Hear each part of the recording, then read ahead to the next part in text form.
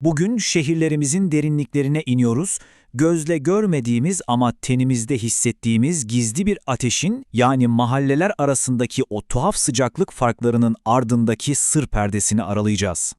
Hiç fark ettiniz mi? Aynı şehirde bir cadde adeta fırın gibiyken sadece birkaç sokak ötesi nasıl bu kadar serin kalabiliyor? Bu kesinlikle sadece havanın bir cilvesi değil. Altında yatan çok daha derin, çok daha karmaşık bir hikaye var. Hadi bu hikayenin içine dalalım ve bu işin aslını öğrenelim. Gizem'in ilk parçası aslında bilimsel bir gerçek, kentsel ısı adası etkisi. Şöyle düşünün, şehirlerimizdeki binalar, yollar, asfalt yüzeyler, bunların hepsi dev birer ısı süngeri gibi. Güneşten gelen ısıyı emiyor ve hapsediyorlar. Bu yüzden şehirler çevrelerindeki kırsal alanlardan hep daha sıcaktır. Ama bu hikayenin sadece başlangıcı. Asıl soru şu, bu ısı neden şehir içinde bu kadar adaletsiz dağılıyor?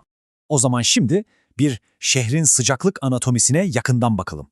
Neymiş bu sıcak ve serin noktaları yaratan temel yapı taşları? Aslında her mahallenin kendi mikro iklimini belirleyen iki temel güç var. Bir yanda ısıyı emip depolayan ısı süngerleri var. Yani bildiğimiz asfalt, beton, koyu renkli çatılar. Diğer yanda ise ısıyı geri püskürten, adeta bir kalkan görevi gören ısı yansıtıcıları var. Ağaçlar, parklar, yeşil alanlar. İşte bir mahallenin ne kadar ısınacağı bu ikisi arasındaki dengeye bağlı. Peki bu ısı süngerlerinin ve yansıtıcıların dağılımı tamamen tesadüf mü? Tabii ki hayır. İşte şimdi işin rengi değişiyor. Çünkü bu sadece bir coğrafya meselesi değil, aynı zamanda bir sosyal adalet meselesi. Yani konunun ne olduğundan kim olduğuna geçiyoruz. Ve işte o desen, araştırmaların bize gösterdiği acı gerçek bu. Şehirlerin en sıcak, en kavurucu noktalarına baktığımızda, orada yaşayanların genellikle düşük gelirli, azınlık veya dezavantajlı gruplar olduğunu görüyoruz. Yani bu bir tesadüf değil. Bilimsel çalışmalar, ısıya maruz kalmayla sosyal kırılganlık arasında doğrudan kanıtlanmış bir ilişki olduğunu söylüyor. %94. Bakın bu rakam inanılmaz. İncelenen 108 şehrin neredeyse tamamında bugünün sıcaklık haritalarının geçmişte uygulanan ayrımcı politikaların adeta bir kopyası olduğu görülüyor. Bu, karşılaştığımız durumun tesadüfi olmadığını, kökleri çok derinde olan sistematik bir sorunun parmak izi olduğunu gösteriyor. Peki bu parmak izi bizi nereye götürüyor? Bu sistematik sorunun adı ne? İşte şimdi gizemin kalbine iniyoruz ve kırmızı kalem uygulaması olarak bilinen o tarihsel politikayla yüzleşiyoruz.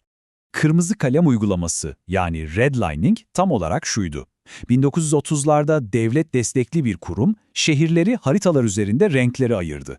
Yeşil ve mavi ile işaretlenenler yatırıma uygun, sarıyla işaretlenenler gözden düşüyor demekti. Bir de kırmızıyla yani tehlikeli olarak damgalananlar vardı. Bu tehlike tanımının tek bir sebebi vardı, o mahallede yaşayanların ırksal ve etnik kökeni. Bu kırmızı çizgiler o mahallelere 10 yıllar boyunca yatırım yapılmasını, insanların ev kredisi almasını fiilen engelledi. İşin daha da şaşırtıcı yanı o dönemin değerlendirme raporlarında kullanılan dil.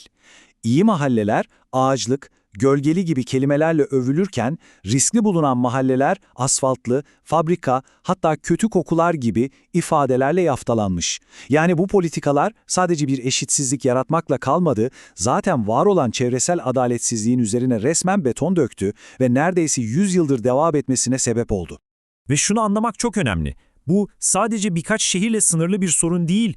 Bölgesel farklar olsa da bu bütün ülkeye yayılmış köklü bir mesele. Ülke geneline baktığımızda bir zamanlar kırmızıyla çizilen bu mahallelerin en iyi olarak görülen mahallelerden ortalama 2,6 santigrat derece daha sıcak olduğunu görüyoruz. Bu kulağa küçük bir fark gibi gelebilir ama bir sıcak dalgasının ortasında kelimenin tam anlamıyla ölümle yaşam arasındaki fark demek olabilir. Ama bu sıcaklık farkı ülkenin her yerinde aynı şiddette hissedilmiyor. Haritaya baktığımızda en tehlikeli ve en aşırı farkların özellikle iki bölgede yoğunlaştığını görüyoruz. Güneydoğu ve Batı. Güneydoğu'daki tabloya bir bakalım. Grafikte çok net görülüyor değil mi? En iyi dereceli mahallelerden en kötü dereceli mahallelere doğru ilerledikçe sıcaklık farkı nasıl da dramatik bir şekilde tırmanıyor. Geçmişteki ayrımcılığın bugünkü aşırı sıcaklarla ne kadar iç içe geçtiğini bu bölgede çok net görebiliyoruz. Batı bölgesine baktığımızda ise tablo neredeyse aynı. Yine aynı keskin artış. Bu durum bize sorunun yerel olmadığını, farklı coğrafyalar ve iklimlerde bile kendini tekrar eden, kökleri tarihe dayanan yapısal bir adaletsizlik olduğunu kanıtlıyor. Peki bu politika tam olarak bugünkü sıcaklık farkını nasıl yarattı? Aslında 3 adımlık basit bir zincir var. Birincisi, kırmızı kalem uygulaması sistematik bir yatırımsızlığa yol açtı. İkincisi, bu yatırımsızlık daha az park, daha az ağaç ve daha fazla otoyol, daha fazla otopark demekti. Sonuç olarak üçüncüsü, bu betonlaşmış çevre ısıyı hapsederek bu mahalleleri şehrin geri kalanından çok daha sıcak hale getirdi. Evet, geçmişte alınmış bu kararların kalıcı mirasını görüyoruz ve iklim değişikliğiyle mücadele ettiğimiz bugün bu miras her zamankinden daha önemli. Bu tek bir tarihsel politikanın bugüne bıraktığı miras gerçekten çok ağır. Daha az ağaç, daha fazla beton. Otoyolların ve sanayi tesislerinin genellikle bu mahallelerden geçmesiyle artan hava kirliliği ve tabii ki en önemlisi sıcak dalgaları vurduğunda katlanarak artan sağlık riskleri. Bu artık sadece bir sıcaklık meselesi değil, bir halk sağlığı meselesi. Durumun ciddiyetini şu gerçekle özetleyebiliriz. Sıcak dalgaları artık ABD'deki en ölümcül hava olayı. Yani geçmişte kağıt üzerinde atılan o adaletsiz adımlar bugün en savunmasız toplulukları vuran gerçek bir halk sağlığı krizine dönüşmüş durumda. Dolayısıyla asıl can alıcı nokta şu: geleceğe bakarken sadece serinleme çözümleri üretmek yeterli değil. Şehirlerimizi daha dirençli hale getirirken geçmişin bu adaletsizliklerini nasıl onarabiliriz, iklim çözümlerinin aynı zamanda iklim adaletini de sağlamasını nasıl garanti edebiliriz? İşte bu hepimizin üzerinde düşünmesi gereken bir soru.